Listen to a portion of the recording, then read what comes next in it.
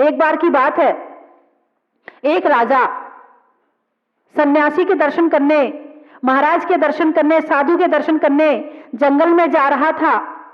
अपने तोते को बहुत प्यार करता था, तो उसने तोते से पूछा, तुम्हारा कोई संदेश हो, तुम्हारा कोई प्रश्न हो तो बताओ, मैं तुम्हारे प्रश्न का उत्तर लेकर आऊंगा। तोते ने उत्तर तो दिया नहीं, उसने यही कहा, बस इतना पूछ लेना, मेरी मुक्ति का उपाय क्या है, मेरी मुक्ति का उपाय क्या है। ठीक है, राजा गया। सारी बात होने के पश्चात राजा ने प्रश्न किया कि मेरे तोते ने पूछा है मेरी मुक्ति का उपाय क्या है। तब महाराज जी एकदम से बिना कुछ बोले और गिर गए, ऐसे गिर गए, हाथ पैर रोक लिए, सांस रोक ली और एकदम से गिर गए। राजा ने सोचा पता नहीं क्या हुआ। राजा वापस आया घर, तोते ने अपना उत्तर पूछा तो राजा ने कहा कि उन्होंने कुछ कहा नहीं, जैसे ही मैंने पूछा वैसे वो एकदम बिल्कुल चुपचाप बिल्कुल गिर गए बेहोश होके। तो तोते ने भी जैसे ही सुना वो भी गिर गया, तोते ने जैसे ही सुना वो भी गिर गया, और गिर गया तो उसने, राजा ने निकाला और निकाल करके बाहर रखा, पता नहीं बीमार हो गया क्या हो गया। तोते ने देखा मैं पिंजरे से बाहर आ गया, उड़ गया। राजा देखता रह गया। तोते ने प्रश्न पूछा, मुनिराज ने उत्तर दिया, तोते ने उसका पालन किया, स्वतंत्र हो गया।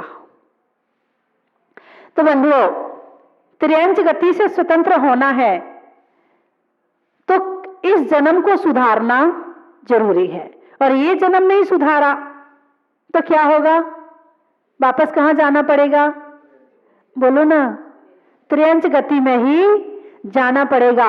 सुधरने में मति का, सुधरने में मति का, महिलाओं में सती का, और नहीं जाने में त्रियंच गति का,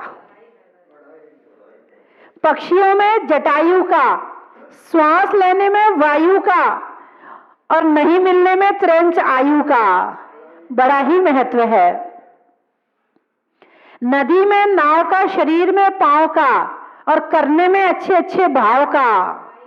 बड़ा ही महत्व है। तो आज आप लोग यहां पर आए, आपने भगवान का अभिषेक किया, शांति धारा की, भक्ति की। क्या है सुधरने का उपाय, क्या है रास्ता, यही रास्ता है, इसके अलावा दूसरा रास्ता नहीं है, और दूसरे रास्ते पर जाओगे तो वही मिलेगा। धर्म स्नेही बंधुओं, दुनिया में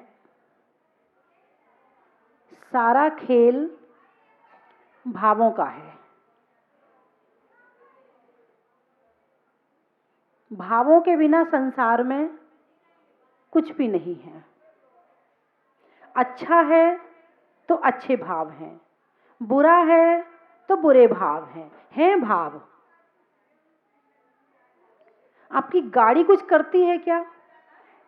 आप गाड़ी में बैठकर आए तो गाड़ी ने कुछ किया क्या? गाड़ी ने ये कहा मेरा मालिक बहुत बढ़िया है, अरे बोलो ना, अरे मेरा मालिक तो बहुत पुराना हो गया और ड्राइवर तो नया है। ड्राइवर बहुत अच्छा है, मालिक खराब है, नहीं मालिक अच्छा है, ड्राइवर खराब है। कभी किसी गाड़ी ने आपसे शिकायत करी क्या? ये गाड़ी बहुत खराब है। ये शिकायत कौन करता है? ये मालिक करता है या ड्राइवर करता है? इस गाड़ी का तो कलर भी बेकार है। कभी गाड़ी ने कहा कि मेरे मालिक का कलर बेकार है? कहा क्या? नहीं कहा। किसने कहा? मालिक ने कहा। मालिक ने गाड़ी के लिए तो कहा, लेकिन गाड़ी ने मालिक के लिए कुछ भी नहीं कहा। मतलब ये राग द्वेष के परिणाम हमारे भाव हैं, और भाव नहीं विभाव है। कल चर्चा हुई थी सुभाव और विभाव। बस यही चर्चा आज भी है कि विभाव क्या है और स्वभाव क्या है। जग में जो कुछ देख रहे सब जड़ चेतन का खेल है, हम तुम तब तक बोल रहे हैं जब तक इनका मेल है। जब तक शरीर और आत्मा का मेल है तब तक ये शरीर बोल रहा है, और जिस दिन आत्मा अलग हो जाएगी, जिस दिन शरीर को छोड़ जाएगी आत्मा, उस दिन कुछ भी होने वाला नहीं है। अभी तो हम सांस भी भर रहे हैं, अभी तो हम भोजन भी कर रहे हैं, अभी तो हम इन आंखों से सब कुछ देख भी रहे हैं। हम यानी कौन? ये देखने वाला कौन है? आप मुझे देख रहे हैं? बोलो ना। सब माता जी को देख रहे हैं? कौन देख रहा है? कौन देख रहा है? आंखें देख रही हैं। कौन देख रहा है? आंखों में देखने की ताकत है क्या? आंखों में यदि देखने की ताकत हो तो मुर्दे को भी दिखाई देना चाहिए। यदि आंखों में देखने की ताकत है, मुर्दे की भी आंखें होती हैं मगर दिखता नहीं है। मुर्दे के भी कान होते हैं मगर सुनाई नहीं पड़ता है। मुर्दे का भी पेट होता है मगर भोजन नहीं करता है। मुर्दे की भी नाक होती है मगर सांस नहीं लेता है। मुर्दे के भी हाथ होते हैं मगर काम नहीं करता है, और मुर्दे के भी पैर होते हैं मगर चलता नहीं है। तो ये चलने वाला, करने वाला, खाने वाला, देखने वाला, सुनने वाला कौन है? आत्मा है। कौन है? आत्मा है। और आत्मा में उठने वाले भाव हैं। ये जो हम सारे दिन जो कुछ भी काम कर रहे हैं, ये सारा हमारे भावों का खेल है।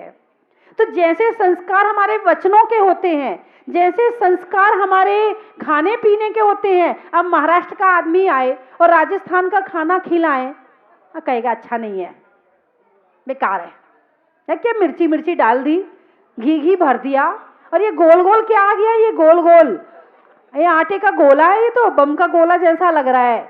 ये क्या खाते हो तुम लोग?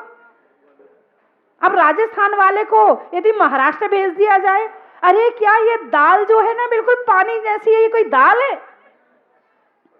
हाँ, और रोटी, गेहूं की भी रोटी खाई जाती, कह रहे ज्वार की रोटी खाओ। कर्नाटक वाले ज्वार की रोटी खाते हैं। अरे ज्वार की रोटी खाओ, रोटी तो वही होती है। राजस्थान वाले कहेंगे नहीं, रोटी तो गेहूं की होती है। यानी ये संस्कार, भोजन के नाम से आपके चेहरे पे प्रसन्नता बड़ी जल्दी आ जाती है। हाँ, अब गुजरात वालों का खाना अलग है, और भोजन करने की स्टाइल, भोजन परोसने का तरीका, भोजन बनाने की सामग्री, दाल, चावल, सब्जी, गेहूं, आटा सब वही है, मगर प्रांत के हिसाब से खाने पीने में अंतर आ जाता है। तो इसी तरह से बातें सब वही है, मगर हमारे सोचने के विचारों में और हमारे हाथ पैर बोलने के हिलाने में और बोलने में अंतर आ जाता है। ये संस्कार है। मैंने पहले भी बताया है कि आप यदि एक दीवार पे घड़ी टंगी हो, 1 साल तक टंगी रहे, और वही घड़ी यदि उठाकर दूसरी तरफ टांगे, और टांगी आप नहीं है, किसी दूसरे ने नहीं टांगी है, फिर ध्यान में आया घड़ी देखनी कितने बज गए, तो आंखें पहले कहाँ जाएंगी? पहली वाली जगह पर जाएंगी। अभी सन 17 लग गया है, अब रोज रोज लिखो सन 16, सन 16, सन 16, 1 साल तक रोज लिखा। 17 में आने के बाद गड़बड़ी होती नहीं होती है? 1-2 बार, 2-4 बार हो ही जाता है कि 16 लिखते लिखते 17 में भी 16 लिख देते हैं। ये हाथ को 16 लिखने के संस्कार पड़ गए थे। तो जैसे हमारे शरीर के संस्कार होते हैं, ऐसे ही हमारे सोचने के संस्कार होते। जैसे हमारे मन में अचानक विचार आया, तो जैसे संस्कार हमारे बचपन से हमें मिले हैं, वैसे ही संस्कार एकदम से वो विचार करना शुरू कर देते हैं। तो बचपन में हम बच्चों को मंदिर तो ले जाते हैं, उसे धोख तो दिलवाते हैं, मगर दर्शन भावों से कैसे करना चाहिए ये संस्कार नहीं देते हैं। इन संस्कारों को नहीं देने के कारण से वो माला भी फेरता है तो उसका मन भटकता है, दर्शन भी करता है तो उसका मन भटकता है, क्योंकि आपने उसे बचपन से सोचने के संस्कार नहीं दिए हैं। जैसे बच्चा नमोकार मंत्र बोलता है, उसको कहो आंख बंद करो, हाथ जोड़ो, और याद करो कि आप भगवान का नाम ले रहे हो, भगवान को सामने रखो, फिर नमोकार मंत्र पढ़ो। ऐसे संस्कार उसे बचपन से देना चाहिए। उस बच्चे को ऐसे संस्कार यदि देंगे, अभी मेरे सामने आते हैं, उसकी मम्मी कहती बोल बेटा बोल नमोकार मंत्र सुना माता जी को। अब माता जी को नमोकार मंत्र, मैं कही नहीं, पहले हाथ जोड़ो, आंख बंद करो, मन में भाव लाओ कि हम भगवान का नाम ले रहे हैं, और इस तरह से आप फिर नमोकार मंत्र सुनाओ। अब बच्चे को आपने बचपन से संस्कार नहीं दिए, अब वो बच्चा क्या करता है, वो मेरे कहने से थोड़ा आंख भी बंद कर लेता है, हाथ भी जोड़ लेता है, फिर कहता है नमो रियंतर, धीरे से आंख खोलता है, नमो सिद्धाणम, नमो आर्याणम, नमो वज्जायाणम। नहीं, बिल्कुल आंख बंद करो, आप पूरे से भगवान को याद करो। अब बच्चा है, छोटा है, तो सोचने के संस्कार हम बचपन से जैसे हम दे देंगे, वैसे ही बच्चे के भाव बचपन से वैसे पैदा होने लगेंगे, और नहीं देंगे तो नहीं होंगे। अब एक होता है मम्मी देख रही है तो माला फेर लो, और मम्मी नहीं देख रही है तो अपनी उंगली हिला के उठ जाओ। मम्मी ने कहा है माला फेरना है, फेर लो, बस दिखाना ही तो है। नहीं, जो माला फेरनी है अंदर से फेरनी है, भावों से फेरनी है। बस यही हो गया है कि बचपन से ऐसे संस्कार नहीं मिलने के कारण से हमारा वचन कुछ और होता है और मन कुछ और होता है, यानी हम भावों से नकली हो गए हैं। कैसे हो गए बोलो ना। नहीं, आपकी बात नहीं कर रही हूं, आप सब तो असली हैं, भाव नकली मत करना। उपकार ना कर सको तो अपकार ना करना, उपकार ना कर सको तो अपकार ना करना, सत्कार ना कर सको तो दुत्कार मत करना, सत्कार ना कर सको तो दुत्कार मत करना। शंका की कसक मन में चुभे तो भी प्रेम का रूप दिखाकर छल का व्यवहार मत करना, प्रेम का रूप दिखाकर छल का व्यवहार मत करना। तो बंधुओं, साधु संतों से जुड़ो, दिल से जुड़ो, दिल से जुड़ी हुई जो उनकी दुआ तुम्हें मिलेगी, उसे आप करोड़ों रुपए खरीद कर भी वो शांति नहीं मिल पाएगी आपको जो उनके अंदर से आशीर्वाद आपको मिलेगा। या तो जुड़ो मत, कोई जरूरत नहीं है, दूर से वंदनामी करो, दूर से नमोस्तु करो और निकल जाओ। और यदि जुड़े हो तो दिल से जुड़ो, इतने दिल से जुड़ो कि जितने आप अपने परिवार से जुड़ते हो। और जब भावों से जुड़ोगे तो भावों से मिलेगा, ऊपर से जुड़ोगे, बोलो ना, जो जैसी श्रद्धा से आता वैसा ही फल पाता है। मैंने अपने गुरुजी के लिए 2 लाइनें लिखी थी, 2 लाइनें नहीं, पूरा भजन लिखा था। गुस्सा नहीं आता है गुरु को और सदा मुस्काते हैं, गुस्सा नहीं आता है गुरु को और सदा मुस्काते हैं। जो जैसी श्रद्धा से आता वैसा ही फल पाते हैं, जो जैसी श्रद्धा से आता वैसा ही फल पाते हैं। केकड़ी में मैंने एक बात देखी है, बहुत अच्छे लोग रहते हैं, मैं भी 3 दिन रह के आई हूँ, और वहाँ के अध्यक्ष मंत्री जी यहाँ बैठे हुए हैं, देवालाल जी और महावीर जी। माता जी का चतुर्मास करवाया है, माता जी भी बहुत अच्छी हैं और वहाँ के समाज वाले भी बहुत अच्छे हैं। एक बार इनके लिए तालियां बजाइए ना। और माता जी अच्छी हैं, इसलिए तो इतनी सारी माता जी साथ में हैं। सब माता जी के साथ में सरल स्वभावी माता जी हैं, और माता जी स्वयं सरल स्वभावी हैं।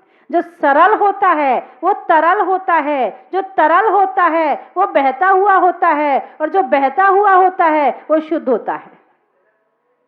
जो बहता हुआ होता है वो शुद्ध होता है। तो शुद्ध होना है तो सरल बन जाओ, शुद्ध होना है तो सरल बन जाओ, और सरल बनने के लिए मेहनत तो लगेगी। लोग कहते हैं ना, अरे ये बहुत सीधा है, सबकी बातों में आ जाता है, ये तो जानता ही नहीं है कुछ भी। लेकिन ध्यान रखना, सीधे का भगवान होता है, सीधे का भगवान होता है। जिसके साथ कोई नहीं है उसका तो भगवान उसके साथ में है। तो बंधुओं, जरूरी नहीं है कि हम होशियार बन के बहुत कुछ प्राप्त कर सकते हैं, लेकिन हम सरल बन के कुछ मिले ना मिले भगवान से मिल सकते हैं। सरल बन के दुनिया में कुछ मिले ना मिले, क्योंकि दुनिया की चीज ऐसी है जो मिली है वो छूट जाएगी। तो ऐसी चीज मिले ना मिले, वर्तमान की चीज मिले ना मिले, मगर भगवान जरूर मिल जाते हैं। तो भगवान चाहिए हैं तो सरल बन जाना, और सरल बनोगे तो जीवन बहुत अच्छा बन जाएगा। तो आप आज से कोशिश करें। बात समझ में आई कि नहीं आई? जैसी माता जी सरल है, जैसी सब माता जी सरल हैं। अब मेरे विषय में मैं तो कह नहीं सकती हूँ, क्योंकि मेरे बारे में दूसरा कहेगा कि मैं कैसी हूँ। अपने मुंह से कभी अपनी बड़ाई करना भी नहीं चाहिए। मैं नहीं कह रही बहुत अच्छी हूँ, अभी तो इतनी कमी है।